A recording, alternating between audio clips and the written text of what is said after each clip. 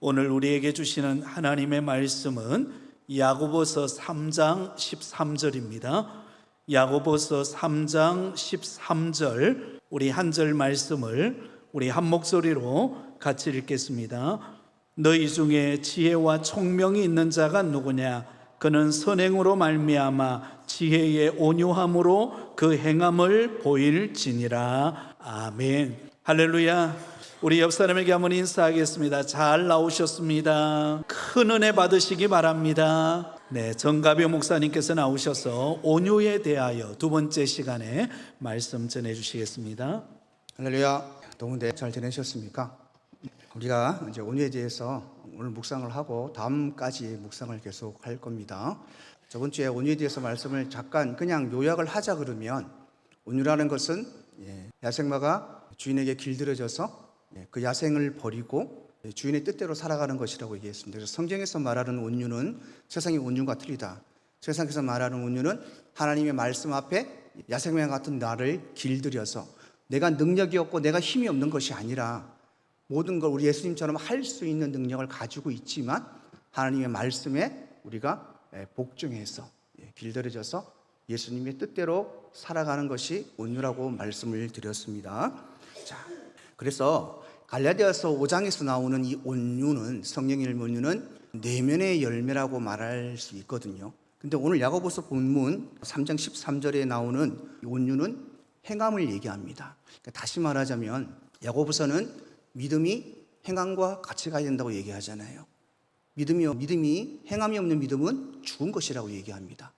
그래서 여러분, 성령의 열매, 갈라디아서 5장에 나오는 이 성령의 열매 모든 것입니다. 온유를 포함해서 이것이 내면에 있으면 안 된다는 거죠. 밖으로 행함으로 표출이 돼야 된다고 말씀합니다. 성령의 열매잖아요. 열매가 보여야 되는데 그 열매가 행함으로 나타난다고 오늘 본문 말씀은 말하고 있습니다. 본문 말씀을 조금 우리가 해석을 해보자면 몇 가지로 좀 나눌 수 있는데요. 첫 번째 뭘로 나눌 수 있냐면, 오늘 본문에 보면 이렇게 말씀합니다. 13절에 보면 지혜의 온유함으로 그 행함을 보일지라 라고 말합니다. 다시 말하자면 성경에서 지혜의 진짜 얼굴이 무엇인가에 대해서 말씀합니다. 지혜의 진짜 얼굴이 온유라고 말씀합니다. 그래서 지혜의 온유함으로 뭐랍니까? 행함을 보이라 라고 말씀하고 있는 겁니다. 자, 야고보서가 말하는 이 지혜의 총명은 우리의 머릿속 지식이 아니라 하나님과의 올바른 관계에서 오는 영적 자산입니다. 세상의 지혜는 지식을 가질수록 어떻게 생각합니까? 남을 지적하고 내가 옳음을 주장하며 타인을 무너뜨리는 날카로움으로 변형됩니다. 그런데 성경에서 말하는 이 지혜의 온유함은 자기 지식이나 권위로 남을 억누르지 않는 절제된 겸손을 말하고 있습니다. 그래서 성경에서 말하는 지혜의 온유함은 자신의 지식과 권위로 남을 억누르지 않는 절제된 겸손을 말합니다. 세상이나 성경적 지식이 많을수록 사람들은 교만해져 갑니다. 그래서 타인을 비판하고 또 타인을 정죄하는 데 많이 사용이 되지만 하늘로부터 온 이 참 지혜는 그렇지 않습니다. 이 지혜를 소유한 사람은 오히려 마음이 낮아져서 타인을 부드럽고 유순하게 대합니다. 그래서 이 온유함은 지혜가 겉으로 드러나는 가장 결정적인 성품의 옷이기도 합니다. 온유는 성령의 총명을 받는 참된 지혜라고 오늘 본문은 말씀하고 있습니다.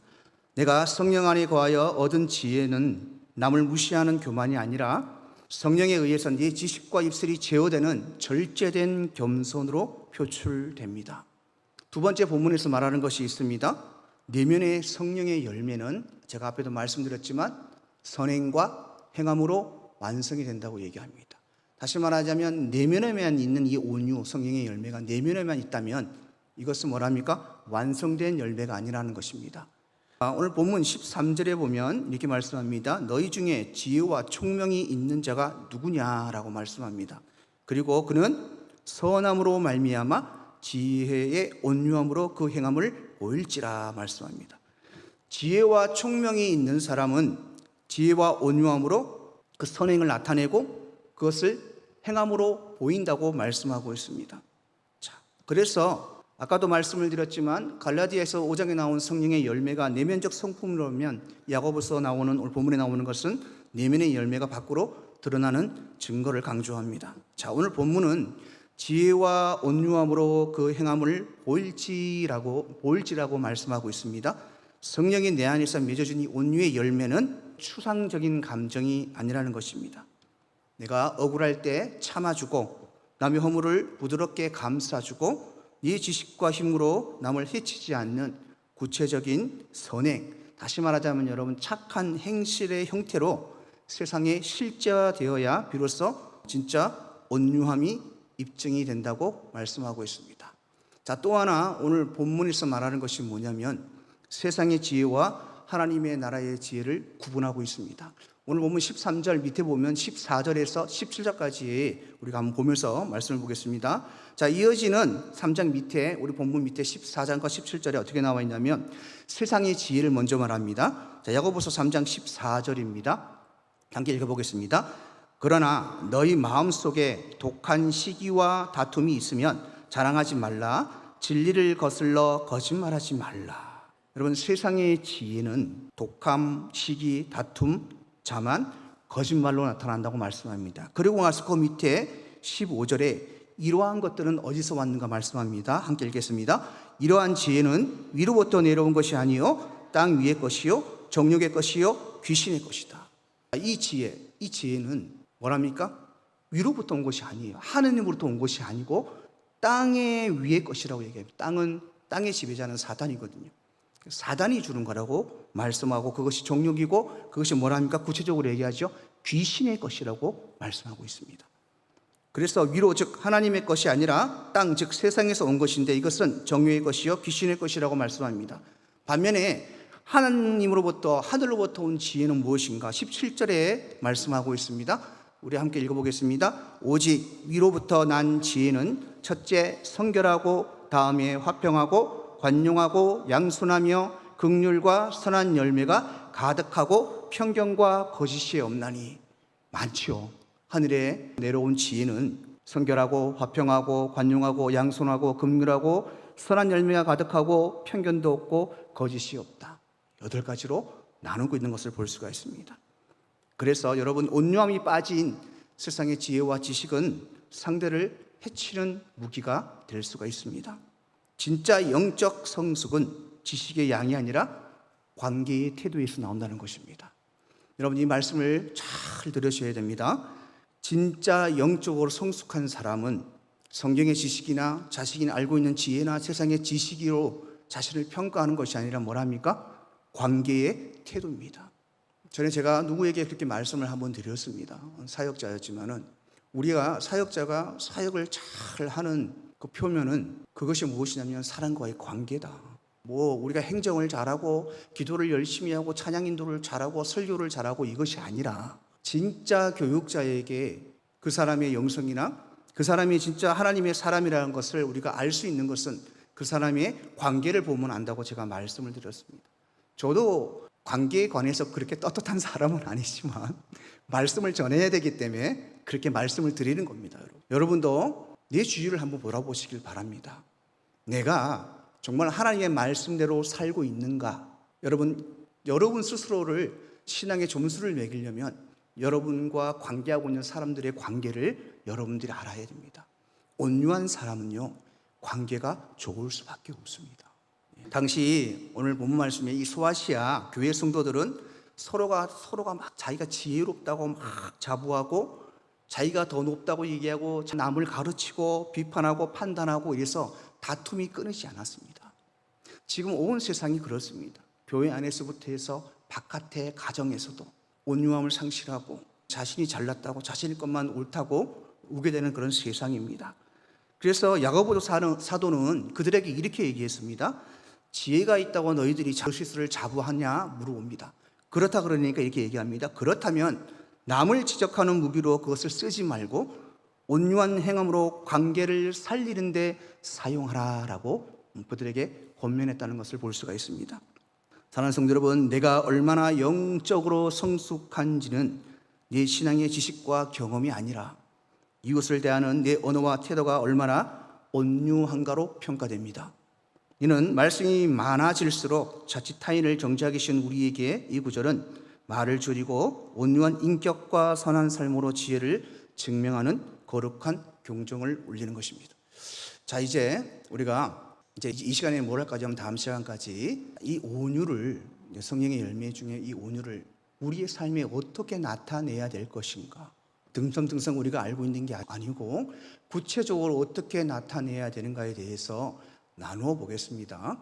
첫 번째는 우리가 가정과 일터와 그리고 일상생활과 교회생활 네 가지를 나눌 것인데요, 지금은 이 네 가지를 다 합쳐서 우리가 온유가 어떻게 나타내야 되는가에 대해서 나누고요, 그 다음에 가정과 일터와 일상과 교회를 나누어서 말씀을 좀 나눕니다. 오늘은 가정까지만 하도록 하겠습니다. 그래서 일터와 또 일상생활이 너무 중요하기 때문에 교회생활도 다음 주에 한번 나눠보도록 하겠습니다. 자, 먼저 우리가 디모데후서 2장 24절을 우리 함께 읽어보겠습니다. 자, 시작. 주의 종은 마땅히 다투지 아니하고 모든 사람에 대하여 온유하며 가르치기를 잘하며 참으며. 자, 여기서 요 구절 좀 조금 띄워주십시오. 요 구절 안에 우리가 어떻게 온유의 삶을 살아야 되는가에 나옵니다. 첫 번째는 뭡니까? 주의 종은 다투지 않는다. 주의 종이라는 것은 여러분 착각하시면 안 돼요. 기름 부은 사람만 얘기하는 것이 아닙니다. 목사나 이런 사람만이 아니고 신약 시대에는 모든 사람이 만인 제사장이라고 성경에 나와 있습니다. 그래서 주의 종, 여러분도 주의 종이지 않습니까? 그죠? 주의 종이죠? 네. 여러분 모두를 포함하는 것입니다. 그 사람은 뭐랍니까? 다투지도 아니한다. 그 두 번째 뭐랍니까? 온유를 제한시키지 않고 모든 사람에 대하여 온유한다. 그리고 가르치기를 잘한다. 마지막으로 뭡니까? 참는 것. 네 가지. 우리가 그걸 한번 나눠보겠습니다. 첫 번째, 다투지 아니한다. 이 말은 혈기와 감정으로 다투는 것을 절제하는 것입니다. 여러분, 이 혈기와 감정은 정말 우리의 힘으로 컨트롤하기 힘든 것입니다. 그렇기 때문에 성령의 힘이 필요한 것이죠. 여러분, 바울은 진리를 수호하는 과정에서, 진리라는 것은 예수님을 수호하는 것입니다. 과정에서 교만이나 혈기로 논쟁하는 것을 경계합니다. 진리는 상대방을 말싸움으로 눌러 이기거나 감정적으로 공격한다고 해서 증명되는 것이 아닙니다. 요즘에 인터넷에 보면요, 목사님들이 서로 자기가 옳다고 막 우기는 것들이 있어요. 너는 틀렸고 나는 맞다. 뭘 찾아봐라 이러면서 논쟁하는 것들이 굉장히 많거든요. 들어보면 참 기가 찬 게 너무 많습니다. 오늘 사도 바울이 얘기하잖아요. 진리, 예수님을 수호하는 과정에서 교만이나 혈기로 논쟁하면 안 된다. 그러면서 진리는 상대방을 말싸움으로 눌러 이기거나 감정적으로 공격한다고 해서 증명되는 것이 아닙니다. 여러분, 진리는 성경에 다 있습니다. 성경의 기준이. 그래서 불필요한 다툼은 듣는 자를 망하게 하고 말싸움에서 우리가 설사 승리한다 하더라도 뭐합니까? 영혼을 얻지 못합니다. 참된 주의 종은 가정에서, 직장에서 일상생활과 신앙생활을 할 때 옳고 그름을 다툴 때조차도 감정적인 싸움이 휘말리지 않는 거룩한 절제력을 가집니다. 자, 다투지 아니할 수 있는 유일한 방법은 뭡니까? 거룩한 절제. 모든 것이 하나님에게로 온 것이라는 것을 인정하는 것. 다투지 않을 수 있는 유일한 비결은 온유함을 가지는 것입니다. 두 번째, 모든 사람에 대하여 온유하라 얘기합니다. 이 말씀은 그냥 대상에 제한을 두지 않는 것입니다. 내가 좋아하는 사람한테만 온유하는 것이 아니라 내가 싫어하는 사람, 나를 괴롭히는 사람이 있으면 여러분 어떻습니까? 가서 한 대 지휘받고 싶잖아요. 그죠? 험한 욕을 좀 하고 나면 속이 시원할 것 같아요. 근데 거기에도 하나님께서 절제와 온유를 가지라는 것입니다. 왜냐하면 그렇지 못하면 앞에 말씀드린 다툼이 일어나거든요. 그래서 하나님께서 온유는 어떤 일정한 대상이 아니라 모든 사람에게 온유하라. 예수님이 그렇게 하셨습니다. 예수님이 예수님만 잘 챙기고 예수님만 사랑하는 사람들에게만 온유하시지 않았습니다. 예수님의 진짜 온유는 참 그렇게 사랑하는 내 자식들이 예수님을 희롱하고 침을 뱉고 죽음까지 몰고 간 그죠. 그 자리에서도 그들을 뭐랍니까? 예수님께서 저희 죄를 용서해 달라고 십자가에서 말씀하셨잖아요. 그 온유입니다. 그래서 여러분, 진정한 권위는 억누르는 강함이 아닙니다. 상대를 인격적으로 배려하는 온유함에서 나온다는 것을 우리가 알아야 됩니다. 세 번째, 가르치기를 잘 하라라고 오늘 성경 말씀이 얘기합니다. 이게 무슨 말이냐면 억지가 아닌 설득의 진리를 전달하라는 얘기입니다. 가정에서, 직장에서, 일상생활과 신앙생활을 할 때 모든 사람에게 단순히 지식을 일방적으로 주입하거나 강요하는 것이 아니라 상대방의 눈높이에 맞춰 진리를 지혜롭고 명확하게 설명하고 전달하라는 것입니다. 그래서 여러분, 이 자질은 내 지식을 자랑하는 것이 목적이 아니라 가정에서, 직장에서, 일상생활과 신앙생활에 방황하는 영혼들을 바른 길로 깨우치고 돌이키려는 사랑의 마음에서 출발하는 것입니다. 잘 가르치는 것이 무엇인가에 대해서 나중에 요 뒤에 나옵니다. 네 번째는 여러분, 하나님께서 뭐라 하십니까? 참으라. 온유 중에 네 번째 것입니다. 참으라. 원어적 의미를 보면요, 이 참으라는 것은 부당한 대우를 받거나 악에 대항하지 말고 그 악을 통하여 내가 비탄이나 원망에 빠졌을 때도 비탄하지 않고 원망하지 않고 참아낸다는 뜻입니다. 여러분 아시죠? 여러분 직장생활 하면서 또는 가장 가까운 가정에서 또 일상생활과 신앙생활을 할 때 모함이나 오해를 많이 받습니다. 혹은 열매가 더뎌 나타나는 이 지루하고 답답한 상황에 많이 부딪힙니다. 그래서 억울한 일이 너무 많을 때가 많습니다. 억울함을 양심으로 갚지 않고 하나님의 때를 기다리며 인내로 자리를 지키는 것이 진정한 참음입니다. 여러분 이거 기억하십시오. 가정과 일상과 직장과 교회 생활에서 나의 온유는 이렇게 나타나야 됩니다. 첫 번째, 다투지 말아야 됩니다. 두 번째, 모든 사람에게 온유해야 됩니다. 온유에 차별을 두면 안 된다는 겁니다. 세 번째, 가르치기를 잘 해야 됩니다. 네 번째, 잘 참아야 됩니다. 요 네 가지 여러분 일상 모든 이 세상에 내가 살아가는 이 일상 가운데 행해야 될 것들입니다. 그러면 우리가 구체적으로 한번 나눠보겠습니다. 오늘 한 가지만 더 하겠습니다. 첫 번째, 가정에서의 온유. 가정에서의 온유. 가장 첫 번째, 가정에서 온유가 필요한 관계는 부모와 자식 간의 관계입니다. 자, 에베소서 6장 4절에 보면 자녀에게 온유의 방법이 나옵니다. 자, 한번 읽어보겠습니다. 또 아비들아, 너희 자녀를 노릇게 하지 말고 오직 주의 교훈과 훈계로 양육하라. 여러분 오늘 에베소서 6장 4절의 말씀은 가정 내에서 부모가 자녀에게 어떻게 온유, 다시 말하자면 통제된 힘과 절제의 열매를 맺어야 할지에 대해서 말씀을 구체적으로 하고 있습니다. 가정은 여러분 뭐가 문제냐면 너무 가까운 것이 문제입니다. 너무 편한 것이 문제입니다. 그래서 가장 가깝고 편한 사이일수록 이 온유의 열매가 가장 절실히 필요합니다. 내 감정을 여과 없이 드러내기 쉬운 곳이 가정입니다. 저도 그걸 많이 느끼거든요. 집사람하고 둘이 살지만요, 이 바깥에서는 제가 사람들에게 그냥 웃고 이 감정의 절제를 진짜 많이 하거든요. 아시죠? 말 안 해도. 그런데 집에 가면 그게 잘 안 돼요. 너무 편하고 좀 이제 소위 좀 나쁜 말 하면 너무 만만하기 때문에, 그죠? 이게 잘 안 되더라고요. 그래서 가정에서 여러분 이게 가장 중요하고요. 특히 자식 간에, 부모 간에. 그래서 부모는 여러분 자녀보다 물질적으로나 경제적으로 더 큰 힘과 권위를 가지고 있습니다. 맞죠? 맞습니다. 확실하게. 자, 근데 이 힘을 자신의 감정대로 휘두르지 않고 하나님의 말씀 안에 복종시켜서 부드럽고 단호하게 사용하는 것이 가정의 온유입니다. 예를 한번 들어볼까요? 성경의 예화도 한번 들어보겠습니다. 첫 번째, 오늘 말씀에 자녀를 노엽게 하지 말라라는 이 말씀은 무엇이냐면, 자녀가 부모에게 가장 크게 분노하고 상처받는 순간은 어떤 때일까요, 여러분? 어떨 때인가요? 여러분도 어릴 때 시절이 있었잖아요. 지금은 다 부모님이시고 손자도 손녀도 있는 분들이 있지만은, 그게 어떤 순간이냐면 부모님이요, 일관성 없이 자신의 감정을 폭발시킬 때입니다. 감정에서 온유를 적용한다면 다음과 같은 실천이 필요합니다. 여러분 부모님 잘 들으십시오. 첫 번째, 감정적 화풀이와 훈계를 분리해야 됩니다. 그렇지 않으면 자식과 아까 얘기했던 다툼이 일어납니다.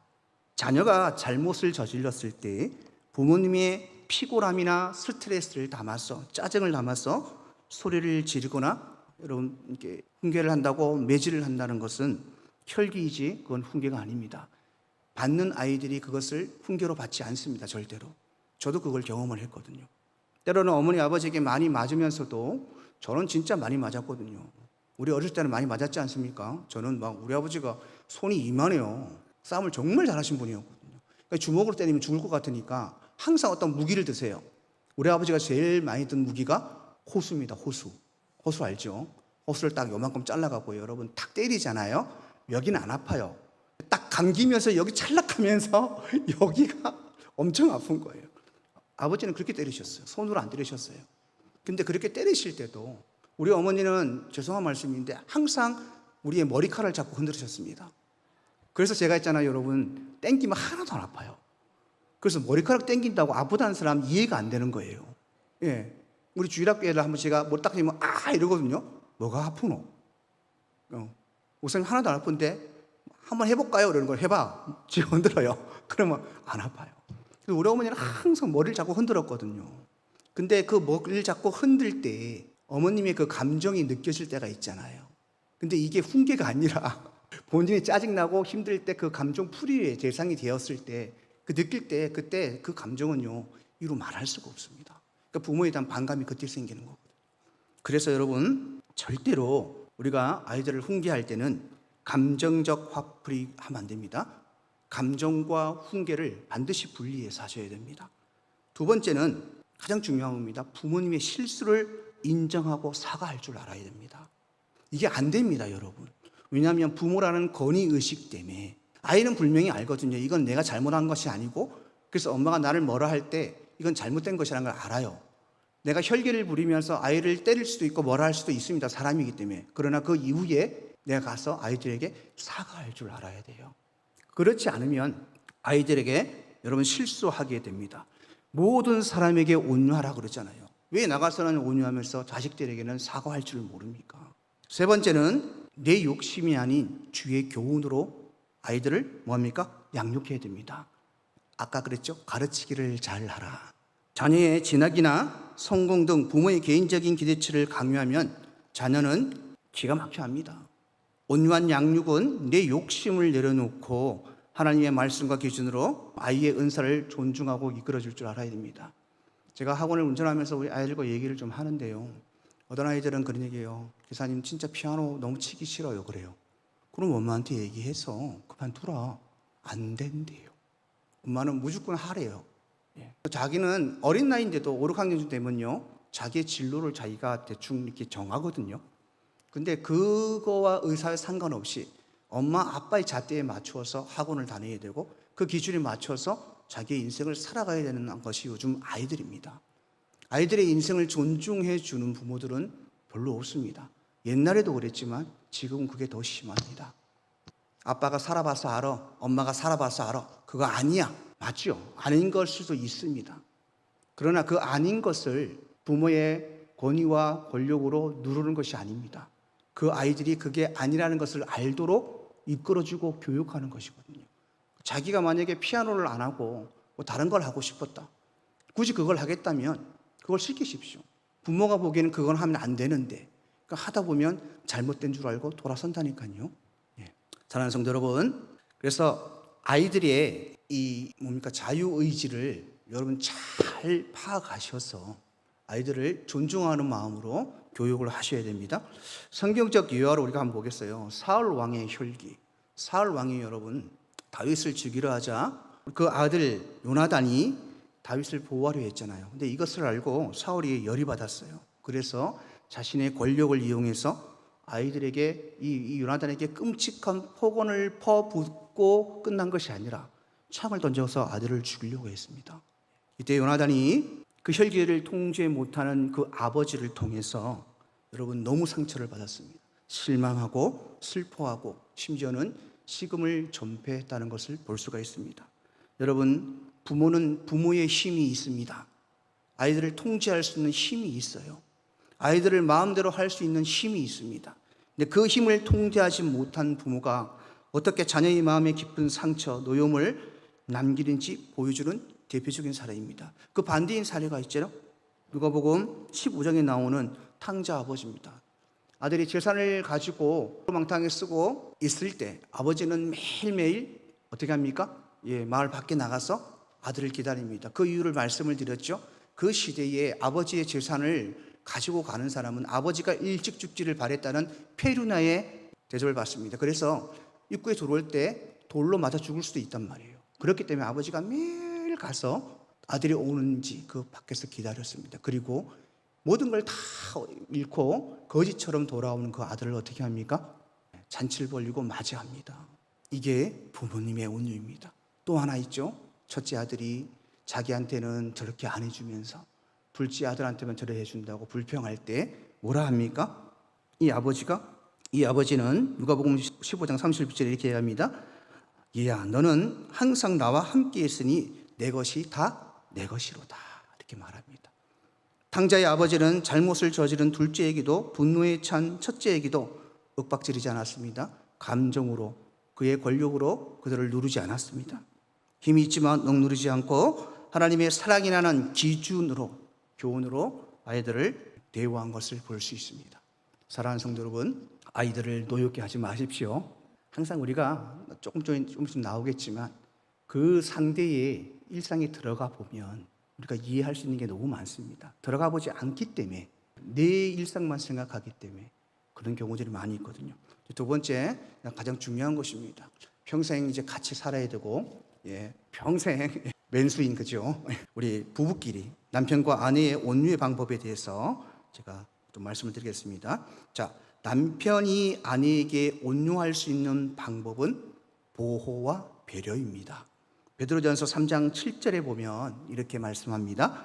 남편들아, 이같이 지식을 따라 너희 아내와 동거하고 그를 더 연약한 그릇이요 또 생명의 은혜를 함께 이어받을 자로 알아 귀히 여기라. 무슨 말입니까? 너희 아내와 동거하고 그를 더 연약한 그릇으로 여겨라. 우리 여자분들 남자보다 강하십니까? 안 강하시죠? 당연히 안 강합니다. 왜냐하면 하나님이 그렇게 만들어 놨기 때문에 그렇습니다. 그래서 성경에서 얘기하잖아요. 더 연약한 그릇. 그게 멘탈 부분도 마찬가지입니다. 멘탈이 남자보다 강하다고 하지만 결국은 여러분 어떤 위험한 순간에서 여러분들은 남편 곁으로 달려갈 것입니다. 지진이 일어나 보십시오. 남편 밑으로 숨습니다. 본능이거든요. 그러니까 우리 아내분도 내가 남편보다 연약하다는 것을 인정하라는 얘기입니다. 그보다 내가 못하다는 얘기가 아니고 연약하다는 것을 인정하고, 남편이 또 그것을 그렇게 여기고 뭐랍니까? 성령의 은혜를 함께 이어받을 자로 알아 귀히 여기라. 천국에 같이 갈 사람이라는 것입니다. 그리고 골로새서 3장 19절에는 남편들아 아내를 사랑하며 괴롭게 하지 말라고 말씀하고 있습니다. 여러분, 사무엘의 아버지 엘가나를 여러분 잘 아실 것입니다. 아내 한나가 임신을 못했잖아요. 아기를 못 낳는, 그 시대에 아기를 못 낳는 것은 여러분, 우리가 옛날에 조선시대 이럴 때 애를 못 놓을 때 어떻게 됩니까? 다 쫓겨나잖아요. 그런 때거든요. 그러면 충분히 여러분 이 엘가나도 첩을 들이거나 한나를 구박할 수 있었습니다. 그런데 사무엘상 1장 8절에 보면 이렇게 말씀합니다. 그가 남편 엘리가나가 그에게 이르되 한나야, 어찌하여 울며 어찌하여 먹지 아니하며 어찌하여 그의 마음이 슬프냐? 내가 그에게 10 아들보다 낫지 아니하냐 라고 말하고 있습니다. 아내의 아픔을 보듬는 유순하고 따뜻한 위로를 건넸습니다. 제 아내가, 우리가 아이가 없잖아요. 그래서 누구의 탓도 아니더라고요. 검사를 해보니까. 근데 남편이 자격지심을 많이 갖겠습니까? 여자가 자격지심을 더 많이 갖겠습니까? 여자입니다. 근데 남편은 그걸 안아줘야 됩니다. 똑같이 힘들고 똑같이 아프거든요. 그래서 여러분, 남편은 아내를 보호하려는 마음과 아내의 모든 것들을 배려하는 마음이 있어야 됩니다. 그러면 아내는 어떻게 해야 됩니까? 남편에게? 아내는 존중과 유순함으로 대해야 됩니다. 여러분, 베드로전서 3장 4절에 보면 오직 마음에 숨은 사람을 온유하고 조용한 영에 썩지 않을 것으로 하라. 이런 하나님의 앞에 귀한 것이라. 오직 마음에 숨은 사람 누굽니까? 내 아내와 내 남편보다 더 귀한 사람은 세상에 없습니다. 죄송하지만 부모와 형제보다 더 귀한 것이 제 아내고 남편입니다. 그래서 조용히 썩지 아니할 것으로 하라. 이는 하나님 앞에 귀한 것이니라. 잠언 15장 1절에는 이렇게 말씀합니다. 유순한 대답은 분노를 시게 하여도 과격한 말은 노를 격동하느라. 많은 부부싸움이 여러분, 죄송한데 어떻게 일어나냐면 여자들의 이 말 때문에, 언어가 유순하지 못하기 때문에 과격한 단어를 쓰고 소리를 지르고 삿대질을 하고, 요즘엔 남편도 그렇지만요, 보통 여자분들의 기질이 그렇습니다. 그렇기 때문에 싸우지 않을 것도, 또 죄송한 말씀이지만 맞지 않을 것도 괜히 그렇게 해서 싸우고 한 번 맞는단 말이에요. 그래서 성경은 유술한 대답은 분노를 시게 한다고 얘기하잖아요. 그리고 과격한 말은 노를 격동한다. 여러분, 성경에 나와 있는 아비가일을 여러분 아십니까? 남편 나발, 다윗에게 말을 함부로 해서 다윗이 이 나발을 죽이려고 마음을 먹었습니다. 군대를 데리고 왔어. 근데 이 사실을 알고 이 아비가일이 다윗에게 가서 유술한 말로 다윗의 마음을 안정시키고 돌아와서 남편을 설득하는 것을 볼 수 있습니다. 그래서 어떻게 됩니까? 나발이 죽지 않았지만 하나님이 다윗을 함부로 했던 벌로 나발을 며칠 뒤에 죽게 했어요. 그리고 다윗이 이 아비가일을, 이 지혜로운 아비가일, 유술한 말을 하는 이 아비가일을 자기의 아내로 맞이하는 것을 볼 수가 있습니다. 사랑하는 성도 여러분, 남편의 부족함이나 허물이 보일 때 자존심을 긁는 뾰족한 말이나 비난을 삼가하고 남편의 인격을 존중하면서 부드럽고 지혜롭게 대화하도록 해야 됩니다. 우리 여자분들은 예수 그리스도의 이 중보자가 되어야 됩니다. 이 아비가일은 다윗과 나발의 중보자였습니다. 우리 아내들은 남편의, 또 남편 중간중간에서 지혜로운 중보자 역할을 감당해야 됩니다. 자, 남편의 온유는 아내를 따뜻한 감사 안음이고, 아내의 온유는 남편을 향한 지혜로운 존중입니다. 자, 여기서 우리가 하나만 더 하고 마치도록 하겠습니다. 앞에 많은 것을 말씀을 드렸습니다. 가정에서 우리가 온유할 수 있는 방법. 근데 여러분, 이거 하나만 기억하십시오. 가정에서 우리가 온유할 수 있는 방법은 내가 그 가정의 위로자가 되는 것입니다. 데살로니가서 2장 17절에 주님이 이렇게 말씀합니다. 너희는 너희의 마음을 위로하시고 모든 선한 일과 말에 굳건하게 하시기를 원한다. 하나님은 우리의 마음을 위로하신다고 얘기하잖아요. 성령 보혜사의 여러분 기능 하나 중에 하나가 바로 위로입니다. 위로. 우리를 위로하시는 거거든요. 우리가 가정에서 내가 위로자가, 내 아내에게, 내 남편에게, 내 자식에게, 또는 자식이 부모에게 내가 위로자가 되어야겠다고 생각한다면 모든 것은 해결됩니다. 자, 그러면 우리가 가정에서 위로자가 되기 위해서 필요한 것이 두 가지가 있습니다. 뭐냐면 공감대를 형성하는 것입니다. 타인의 세상에 들어가 보는 거예요. 예를 들어서 옛날에는 아내들이 그냥 사회 일을 안 하고 집안일만 했잖아요. 육아일도 하고. 그러면 남편은 회사에 갑니다.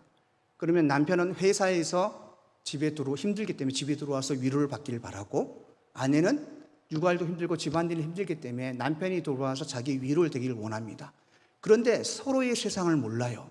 안 들어가 보니까 모르는 거예요. 그리고 남편이 와서 피곤해갖고 들어누워버리고 가사일도 안 도와주고 아기 하는 것도 안 도와주면 불만이 생기는 겁니다. 남편도 마찬가지거든요. 남편도 집에 들어오면 아내가 막 힘들어하고 이러면 집에서 네가 뭐 하는데 그러고 있냐, 뭐가 힘든지 이렇게 얘기하거든요. 한번 가사일 해보라 그러세요. 여러분, 하다못해 반찬 하나 만드는 것도 있잖아요. 반찬 만드는 게 중요한 게 아니고 반찬 만들고 나면 설거지 할 게 얼마나 많이 나오는 줄 압니까? 저도 반찬을 하잖아요.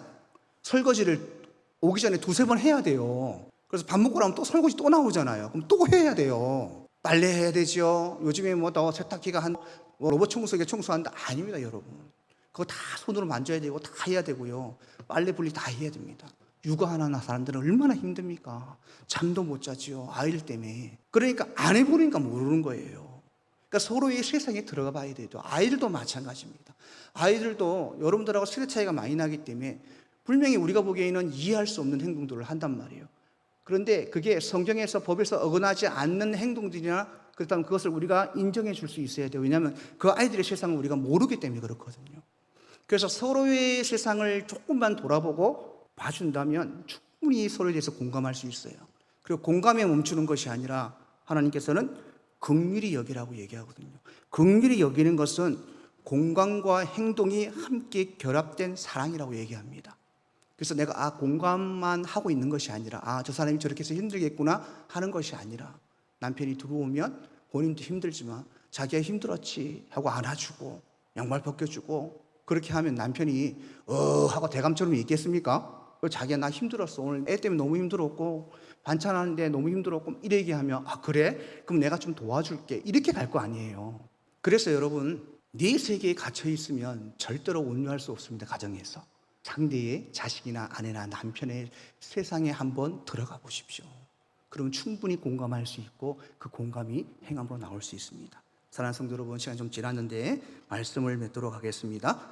가정과 일터, 교회와 삶의 터전에서 타인의 허물과 아픔을 목격할 때 여러분 정죄의 채찍을 들지 않고 상한 갈대를 꺾지 않으셨던 예수님의 온유함으로 부드럽게 감사하시길 바랍니다.